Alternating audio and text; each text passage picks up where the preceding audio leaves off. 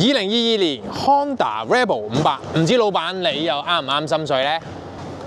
Neo Classic 呢個 terms 咧，近年咧就好鬼興嘅，咩 CB300R 啊，將嗰啲咩復古元素啊現代化，成日都講嘅。但係 Rebel 500究竟係點咧？其實咧出奇地多人中意喎。根據翻2024年嘅香港運輸署記錄啦，其實 Rebel 咧係香港最好賣得最多嘅一部棍波車嚟喎。點解咧？我話你知。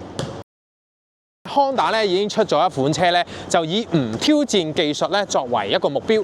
咁啊嗰時出咗一款車叫做 Nighthawk， 咁啊係一款非常之受歡迎嘅日本車嚟嘅。咁啊當時咧就聯想到，亦都想分支到咧街車混搭美式巡航嘅車，就衍生咗 Rebel 呢個系列。咁所以 Rebel 咧其實咧早喺80年代嘅時候咧已經有第一代誕生㗎啦。 咁究竟 Rebel 有啲咩吸引人嘅魅力地方咧？嗱，其實啦，首先你見到我成個坐姿，佢好似街車嘅，咁俾新手用嘅話咧，係非常之適合，咁啊好容易上手嘅一款車。第二啦，就係佢好多改裝品嘅，佢咁多改裝品咧，令到你咧揸起上嚟咧就唔似一部普通嘅車，好似一部大車咁有型。最大嗰種價值感咧，就係你自己好有一種我玩緊大車嘅感覺，我好有一種自豪感啊！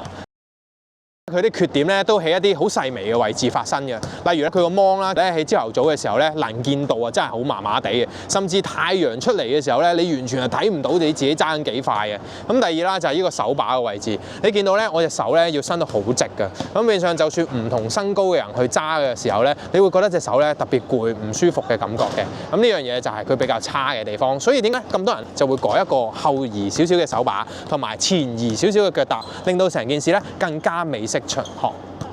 最尾啦，點樣斷定啊 Rebel 嘅車主咧？嗱，條喉原廠咧真係麻麻地，冇乜聲嘅。你唔改咧，我就叫你 rebuild， 改咗咧先叫 Rebel， 因為咁樣先夠叛逆噶嘛。